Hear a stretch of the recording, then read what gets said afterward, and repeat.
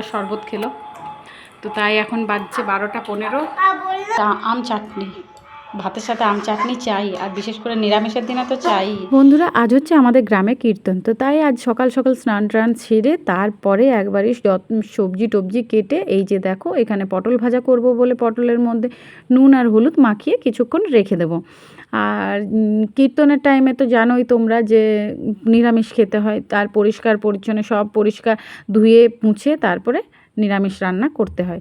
আর এদিকে দেখো আমার বর বাজার গিয়েছিল সকাল সকাল, তো বাজার থেকে করলা কিনে এনেছে। আর এইদিকে দেখো কাঁচা দুধটা রাখা আছে, দুধটা এখনও আমি গরম করিনি, কারণ শাশুড়ি মা দুধটা পুজোর জন্য একটু নিয়েছিল তার জন্য। তো এবারে দেখো দুধটা আমি ছেঁকে নিচ্ছি, এবারে দুধটা আমি গরম করে নেব। আর আজকে স্কুল হয়ে মাম্মামদের স্কুলের ছুটি, গরমের ছুটিও পড়ে যাবে, তো তার জন্য ভীষণ মজা হচ্ছে। আর এদিকে দেখো আমার বর নিয়ে এসছে আম, আজকে হবে আমের চাটনি, চাটনি বলতে গুড় আম করব। তো আমার বর আমগুলোকে ছুলে দিল, আর এদিকে আমার শাশুড়ি মা আমগুলোকে কেটে নিচ্ছে। তো বন্ধুরা, তোমরা কিন্তু পুরো ব্লগটা দেখতে থাকবে, যদি ভালো, আশা করি ভালো লাগবে দেখতে। যদি ভালো লাগে তাহলে কিন্তু অবশ্যই লাইক কমেন্ট শেয়ার করো, আর চ্যানেলটাকে সাবস্ক্রাইব করো। যারা যারা নতুন দেখছো ভিডিওটা তারা চ্যানেলটা একটু সাবস্ক্রাইব করো। তো এই যে দেখো কড়াই বসিয়ে দিয়েছি, কড়াইয়ের মধ্যে এই যে দেখো এখন পটল ভেজে নিচ্ছি। দেখেছো তো, মানে বিয়ের আগে মানে আগুনের সামনে আসতে কিন্তু ভয় পেতাম, আর এখন দেখছো হাতের মধ্যেই সব কিছু করে নিচ্ছি, মানে হাতে খুন্তি না পেলে হাতটাই কাজে লাগিয়ে নিচ্ছি। মানে মানুষ কত পরিবর্তন হতে পারে দেখো। আর এই যে দেখো এখানে মুসুরি না, অড়হর ডাল সেদ্ধ করে নিয়েছি। আর এদিকে দেখো চালটাকে ভালো করে বেসিনের মধ্যে ধুয়ে নিচ্ছি। এখন যা গরম পড়েছে বাইরে আর বেরোতেই ইচ্ছে করছে না, নাহলে আমি কিন্তু সবসময় চাল কিন্তু টিউবওয়েলেই ধুয়ে নিই। তো যাই হোক দেখো এই যে চালটা এখানে ধুয়ে চালটা ফেলে দিয়েছি, হাঁড়িটা গরম হয়ে গেছে, জলটা দিয়ে চালটা ফেলে দিয়েছি। আর এই যে দেখো আমার মাম্মাম তো স্কুল থেকে চলে এসছে, আর তোমার এই তো শরীর খারাপের টাইমে ও এক্সাম দিচ্ছিল, তো এক্সামের খাতাগুলো নিয়ে এসছে। তো ও এখন ভীষণ খুশি, ওর নাম্বার কিন্তু খুব ভালো নাম্বার পেয়েছে। আর এই যে দেখছো গরুটা, এই গাইটা না মানে যখনই দরজা খোলা থাকে তখনই ও খাবার খাওয়ার জন্য কিন্তু বাড়ির মানে বাউন্ডারিটার ভেতরে ঢুকে যাবে। আর এই যে দেখো এখানে মাম্মাম কিন্তু আজ থেকে স্কুল ছুটি, তো তাই ভীষণ মজা করছে ও। আর মজা করার কারণটা হচ্ছে মামা বাড়ি যাবে তার জন্য। আর এই যে ও আঙ্গুলে নিয়ে যে 3টে দেখাচ্ছে, সেগুলো তিনটে খাতায় ফুল মার্কস পেয়েছে, আর দুটোতে 1-2 নাম্বার কম পেয়েছে। সেই জন্য ও দেখাচ্ছে যে 3টে খাতায় আমি কিন্তু ফুল মার্কস পেয়েছি 3টে সাবজেক্টে। আর এদিকে দেখো ড্রেস খুলে নিচ্ছে ও। আর আমার বর 2টো আম পুড়িয়ে রাখতে বলেছিল, তো তাই দেখো এখানে আম পোড়ার শরবত করব। আর আমার মাম্মাম কখনো আম পোড়ার শরবত খায়নি, জানি না ওর কেমন লাগবে খেতে, তাও আমি ওকে একটু বকে টোকে আজকে একটু খাওয়ানোর চেষ্টা করব, কারণ আম পোড়ার শরবত খেলে নাকি লু লাগে না। তো তাই দেখো, আর এখন তো ওর শরীরটা ভালো যাচ্ছে না, তাই ভাবলাম যে আম পোড়ার শরবতটা একটু ওকে খাইয়ে দেবো। আর আমগুলো কিন্তু ভীষণ টক, কত যে এর মধ্যে মিছরি আর চিনি দিয়েছি তার নাই ঠিক। তো দেখো মাম্মাম মিছরির জলটা শুধুই খেয়ে নিচ্ছে, বলছে মাম্মাম একটু খেতে দাও, একটু খেতে দাও। আর এই যে দেখো আমার বর আর আমার মাম্মামকে দিয়ে দিয়েছি, যেহেতু ভিডিও করছি সেহেতু দেখো রাগ করে কিন্তু নামিয়ে চলে গেল। তো এখানে বরমশাইকে জিজ্ঞেস করছি যে কেমন হয়েছে শরবতটা খেতে, বলছে খুব ভালো হয়েছে। বন্ধুরা, এবার আমি গুড়ামটা করে নিলাম। গুড়াম বলতে আমাদের আম চাটনি, ভাতের সাথে আম চাটনি চাই, আর বিশেষ করে নিরামিষের দিনে তো চাই। তো যাই হোক দেখো অনেকটা করে নিয়েছি, একবারে সঞ্চয় করে রেখে দেবো এটা। আর এদিকে দেখো কী রান্না করেছি, এটা করেছি অড়হর ডাল, এটা আলু পোস্ত, এটা পটল ভাজা, আর নিচে আছে তোমার এটা ঝিঙে পোস্ত। আর এই যে করলাটা সেদ্ধ করে রেখেছি, তার জন্য এখানে দেখো লঙ্কা তেল করিয়ে নিয়েছি। তো চলো এবারে করলাগুলো মেখে নেবো। এই হচ্ছে আজকে নিরামিষ রান্না, আজ থেকে কীর্তন শুরু। তো চলো, আর মামা মতো চলে এসছে দেখলে, তো চলো এবার বাকি কাজ হলো মামামকে স্নান করানো। তো চলো পরে দেখা হচ্ছে। আর এদিকে দেখো বন্ধুরা একটা পার্সেল এসছে, তো চলো পার্সেলের মধ্যে কী এসছে সেটাই তোমাদের সাথে শেয়ার করব। আমরা জানি কী এসছে, কিন্তু চলো তোমাদেরকে একটু দেখাই। তো এই যে দেখো আমার বর সাবান অর্ডার করেছিল, যেহেতু আমার গায়ে মাখার সাবানগুলো শেষ হয়ে গিয়েছিলো, তো তার জন্য দেখো আমার মাম্মামের বাড়ির জন্য সবার জন্য মানে সাবান অর্ডার করে দিয়েছে, একসাথে অনেকগুলো সাবান এনে দিয়েছে। আর এই যে দেখছো তো এই 4টে সাবান, মানে 2টো আমার, আর একটা মাম্মামের, আর একটা আমার বর আমার শাশুড়ি মা এদের জন্য। আর এই যে দেখো এদিকে আমার মাম্মাম তরমুজ খেতে কিন্তু ভীষণ ভালোবাসে, তো আমার শাশুড়ি মাকে একটু বললাম যে তুমি একটু তরমুজগুলো কেটে দাও, আমার মাম্মাম, আমার বর, আমার শ্বশুরমশাই সবাই খেয়ে নেবে।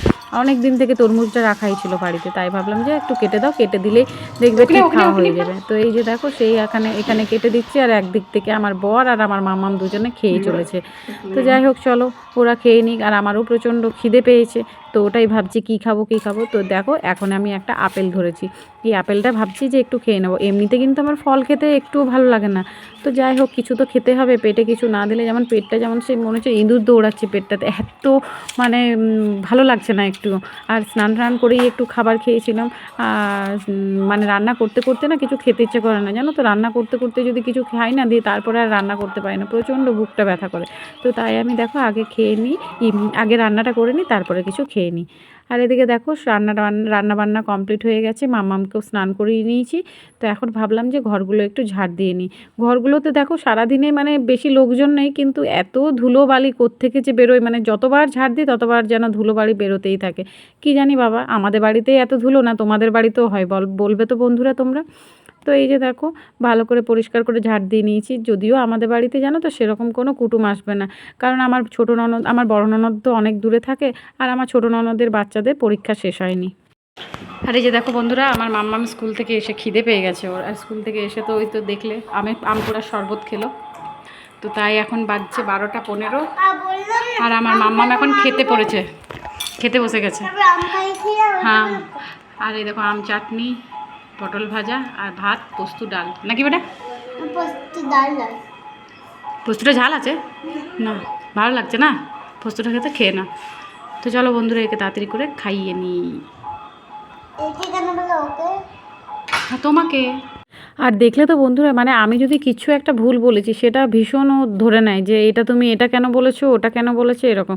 তো দেখো খাওয়া কমপ্লিট হয়ে গেছে অনেকক্ষণ আগেই, আর সেই জন্য ভাবলাম যে একটু ওকে গানটা প্র্যাকটিস করিনি, কারণ এতদিন শরীর খারাপ ছিল, 1 সপ্তাহ শরীর খারাপ থাকার কারণে গানটাও প্র্যাকটিস হয়নি। তাই গানের স্যারও আসবেন, তো তাই দেখো এখন একে একটু গানটা প্র্যাকটিস করার জন্য এখানে একটু বসেছি। তো আমার মাম্মাম কিন্তু ভীষণ কথা শোনে, যখন যেটা বলি তখন সেটা শুনে নেয়। তো যাই হোক চলো পরে দেখা হচ্ছে। আর এই যে দেখো বন্ধুরা বিকেল হয়ে গেছে, খাওয়া দাওয়া করে একটু রেস্ট নিয়েছিলাম, ঘুমিয়ে পড়েছিলাম, তাই দেখো বিকেলবেলা মুখটা হাঁড়ি করে উঠেছি, মানে ভালো লাগছে না সেহেতু এখানে দেখো একটু প্রথমে একটু সবজিটা করে নিই চলো। তো সবজি কী হবে সেটাই তোমাদেরকে একটু দেখাই। এই যে দেখো ঘুগনিটা সেদ্ধ করে রেখেছি, মটরগুলো সেদ্ধ করে রেখেছি। তো চলো এবারে ঘুগনিটা আগে করে নিই, তারপরে রুটি ফুটি করব।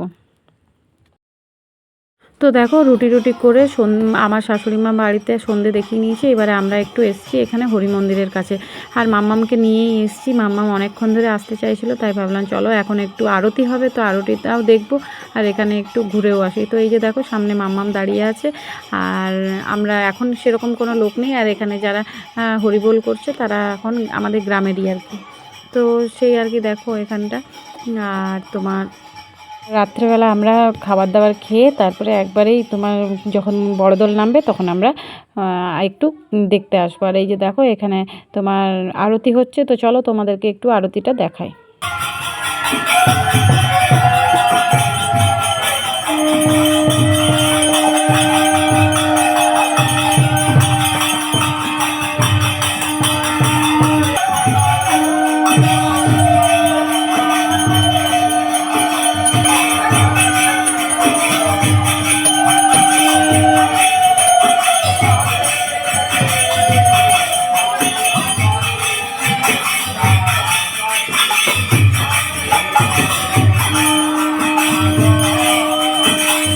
দেখো বন্ধুরা আরতি দেখে আমরা সোজা চলে এসেছি বাড়িতে। মাম্মামের খিদে পেয়ে গেছিলো, আর আমার শ্বশুরমশাই এখনও অবধি খাবার খায়নি, আর আমার শাশুড়ি মা এখনও ওখানেই মন্দিরেই আছে, হরি মন্দিরেই আছে। তো তাই ভাবলাম যে এখন চলো আমরা বাড়ি যেয়ে আগে খাবারটা খেয়ে নিই।